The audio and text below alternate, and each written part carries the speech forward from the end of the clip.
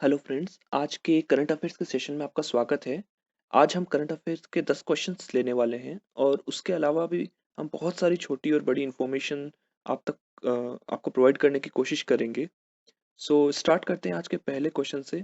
आज का पहला क्वेश्चन है, राष्ट्रीय बालिका दिवस सप्ताह कब से कब तक मनाया जा रहा है?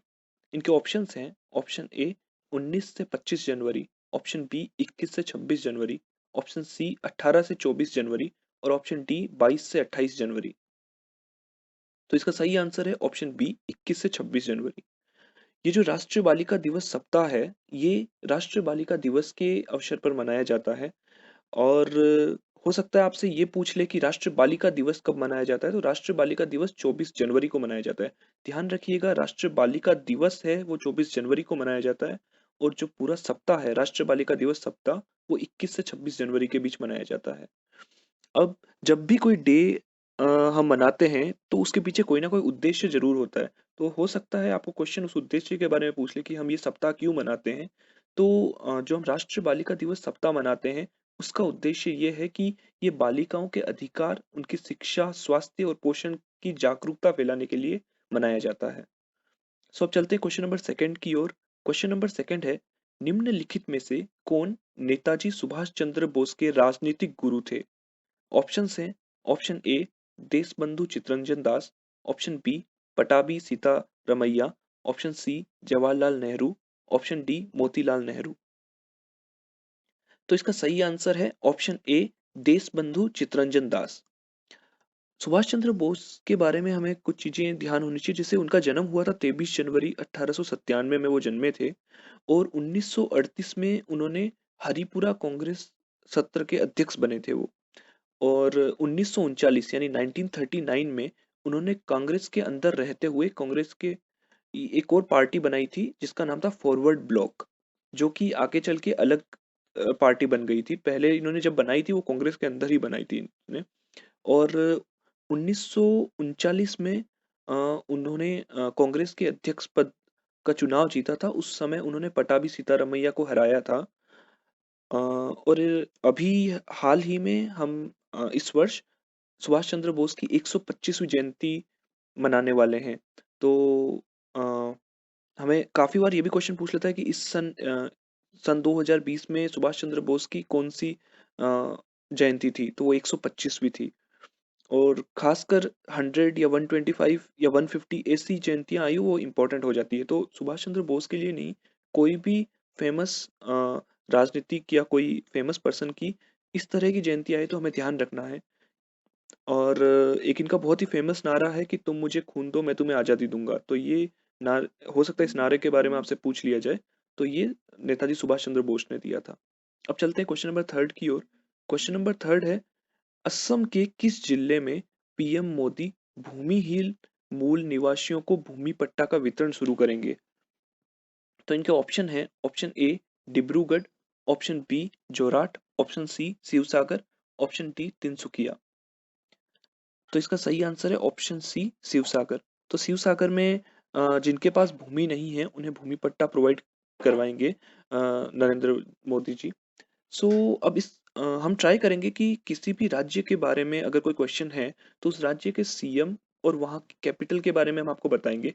हो सकता है क्वेश्चन इस बारे में आ जाए, तो एटलीस्ट हमें ये बेसिक इन्फॉर्मेशन ध्यान होनी चाहिए। तो इसमें असम के बारे में पूछा है, तो असम का जो कैपिटल है यानी राजधानी है वो दिसपुर है। और असम के जो सीएम है, चीफ मिनिस्टर, वो है सर्बानंद सोनोवाल। अब चलते हैं क्वेश्चन नंबर फोर्थ की ओर। क्वेश्चन नंबर फोर्थ है, सड़क परिवहन और राजमार्ग मंत्रालय ने किस राज्य में स्थित आईआईटी के साथ सड़क परिवहन और राजमार्ग मंत्रालय प्रोफेसोरियल चेयर को जारी रखने के लिए समझौता ज्ञापन पर हस्ताक्षर किए हैं? तो इनके ऑप्शंस हैं, option A Uttar Pradesh, option B Uttarakhand, option C Tamil Nadu, option D Orissa. तो इसका सही आंसर है ऑप्शन बी उत्तराखंड। और ये क्यों किया गया है? क्योंकि ये हाईवे के इंफ्रास्ट्रक्चर के विकास के लिए ये किया गया कि उस क्षेत्र में उन्हें आर&डी करनी है, इसलिए उन्होंने ये किया है। और आई जो उत्तराखंड में जो आईआईटी है वो कहाँ है? रुड़की के अंदर है। अब एक चीज और हो सकती है कि हो सकता है आपसे पूछ ले कि आईआईटी का फुल फॉर्म क्या है। तो आईआईटी का फुल फॉर्म है Indian institute of technology. Hindi में इसका फुल फॉर्म है भारतीय प्रौद्योगिकी संस्थान। और उसके अलावा एक इन्फॉर्मेशन और इसमें बन सकती है, एक क्वेश्चन बन सकता है कि इंडिया में टोटल कितने आईआईटीज़ हैं? तो टोटल इंडिया में 23 यानी 23 आईआईटीज़ हैं, जिसमें से 7 पुरानी हैं और 16 नई बनाई गई थी। अब चलते हैं क्वेश्चन नंबर 5 की ओर। क्वेश्चन नंबर 5, भारत की सबसे बड़ी मल्टी मॉडल लॉजिस्टिक पार्क की स्थापना के लिए निम्नलिखित में से किस राज्य ने अडानी पोर्ट और सेज लिमिटेड के साथ समझौता ज्ञापन पर हस्ताक्षर किया है? इनके ऑप्शन है, ऑप्शन ए गुजरात सरकार, ऑप्शन बी मध्य प्रदेश सरकार, ऑप्शन सी छत्तीसगढ़ सरकार, ऑप्शन डी आंध्र प्रदेश सरकार। तो इसका सही आंसर है ऑप्शन ए गुजरात सरकार। तो गुजरात सरकार और अडानी पोर्ट और सेज लिमिटेड ने मिलकर ये मल्टी मॉडल लॉजिस्टिक पार्क बनाने वाले हैं। सो अब इसके अंदर हम 4 राज्य के बारे में ऑप्शंस आया है, गुजरात, मध्य प्रदेश, छत्तीसगढ़ और आंध्र प्रदेश। तो आपको ये बताना है कि इसका कैपिटल और इनके सीएम क्या है। देखो भाई, ये बेसिक इन्फॉर्मेशन हमें पता होनी चाहिए, तो केवल इस वीडियो पे ही केवल इन्फॉर्मेशन पे ध्यान नहीं रखना, हमें बेसिक इन्फॉर्मेशन ध्यान होनी चाहिए। तो हम स्टार्ट करते हैं गुजरात से। गुजरात का जो कैपिटल है वो है गांधीनगर और उनके सीएम है विजय रूपानी। एमपी यानी मध्य प्रदेश का कैपिटल है भोपाल और उसके सीएम है शिवराज सिंह चौहान। ऑप्शन सी छत्तीसगढ़ सरकार। तो छत्तीसगढ़ का कैपिटल है रायपुर और सीएम है भूपेश बघेल। और चौथा ऑप्शन जो हमने दिया है आंध्र प्रदेश। आंध्र प्रदेश का कैपिटल है अमरावती और वहाँ के सीएम है जगमोहन रेड्डी। ध्यान रखिएगा, आंध्र प्रदेश की कैपिटल हैदराबाद नहीं अमरावती है। पहले आंध्र प्रदेश का जो कैपिटल था वो हैदराबाद था, लेकिन जब आंध्र प्रदेश से तेलंगाना अलग हो गया है, अब तेलंगाना की राजधानी हैदराबाद है और आंध्र प्रदेश की अमरावती है। तो यहाँ गलती नहीं करनी है हमें। अब चलते हैं क्वेश्चन नंबर 6 की ओर। क्वेश्चन नंबर 6 है, निम्न में से कौन मध्य प्रदेश सरकार का नॉलेज पार्टनर बनने के लिए सहमत हुआ है? ऑप्शंस हैं, option A Infosys, option B Amazon, option C Google, option D Wipro. तो इसका सही आंसर है ऑप्शन डी विप्रो। विप्रो के बारे में हमें कुछ चीजें ध्यान रखनी है कि विप्रो इंडिया की कंपनी है, उनके मालिक है अजीज प्रेमजी और सीईओ है थियरी डेलापोर्टे। अब चलते हैं क्वेश्चन नंबर 7 की ओर। क्वेश्चन नंबर 7 है, किस मिनरल के सॉल्यूशन माइनिंग का व्यावहारिक अध्ययन करने के लिए राजस्थान सरकार और मिनरल एक्सप्लोरेशन कॉरपोरेशन लिमिटेड के बीच एक समझौता ज्ञापन पर हस्ताक्षर किया गया है?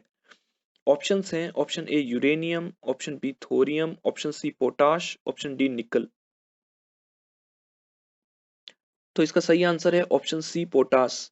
तो तीन एजेंसियों के बीच में या तीन पक्षों के बीच में ये हस्ताक्षर हुआ है। हमें ध्यान रखना है कौन से वो तीन पक्ष हैं जिनके बीच में त्रिपक्षीय संधि हुई है। तो पहले है mineral exploration corporation limited MECL। दूसरा है Rajasthan state mines and minerals limited RSMML। और तीसरा है DMG, राजस्थान सरकार के खान एवं भू विज्ञान विभाग। तो ये तीनों मिलकर करने वाले हैं। और राजस्थान में ही क्यों करने वाले हैं? क्योंकि राजस्थान में बहुत ही प्रचुर मात्रा में पोटास है। तो ये पोटास का बहुत ही समृद्ध स्रोत है, इसलिए। अब पोटास क्या यूज आता है? तो पोटास एंड सोडियम क्लोराइड का उपयोग उर्वरकों और रासायनिक उद्योगों में किया जाता है। और उसके अलावा कांच और विस्फोटक के निर्माण में भी पोटास का यूज होता है, इसलिए पोटास पे ध्यान दिया जा रहा है। अब आपको बताना है कि राजस्थान का कैपिटल और सीएम क्या है, जो हम अभी तक डिस्कस करते आ रहे हैं बाकी राज्यों के लिए भी।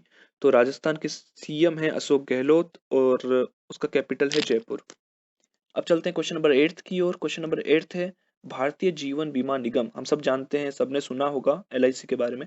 तो LIC के प्रबंध निदेशक के रूप में किसे नियुक्त किया गया है?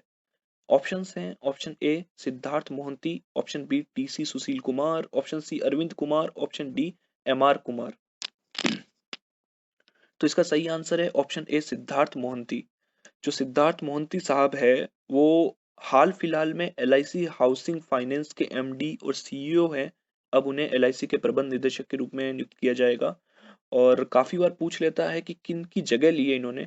तो TC सुशील कुमार की जगह ली है। अभी तक TC सुशील कुमार थे, अब सिद्धार्थ मोहंती होंगे। चलते हैं क्वेश्चन नंबर 9 की ओर। क्वेश्चन नंबर 9 है, सरकार नाम रूप में एक यूरिया संयंत्र स्थापित करेगा। सॉरी। तो ये आपको बताना है कि नाम रूप जो ये जगह है जहाँ पे सरकार एक यूरिया संयंत्र स्थापित करने वाले हैं, वो जगह किस राज्य में है? तो ऑप्शंस हैं, option A Manipur, option B Rajasthan, option C Odisha, option D Assam. Rajasthan मत दीजिएगा जवाब, हर जगह राजस्थान नहीं होने वाला है आंसर। सो सही आंसर है ऑप्शन डी असम। ये जो नाम रूप जगह है वो बहुत ही इंडस्ट्रियल एरिया है, क्योंकि इससे पहले भी यहाँ पे बहुत सारे कंपनीज डाली गई है, उसमें से जैसे भारत का पहला प्राकृतिक गैस आधारित उर्वरक कारखाना भी नाम रूप में ही स्थापित हुआ था। तो हो सकता है यह क्वेश्चन आपसे पूछ ले, ध्यान में रखना, भारत का पहला प्राकृतिक गैस आधारित उर्वरक कारखाना था वहां पे।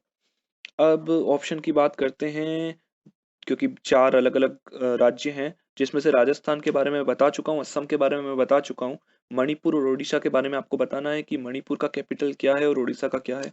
तो मणिपुर का कैपिटल है इम्फाल, और वहाँ के सीएम है एन बीरेन सिंह। और ओडिशा का कैपिटल है भुवनेश्वर, और वहाँ के सीएम है नवीन पटनायक।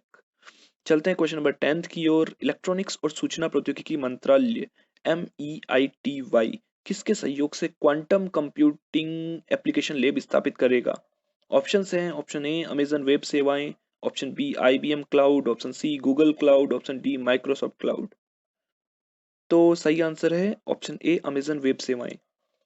अमेजन के बारे में, अमेजन US बेस्ड कंपनी है और इसके CEO या मालिक जेफ बेजोस है। So thank you for watching this video.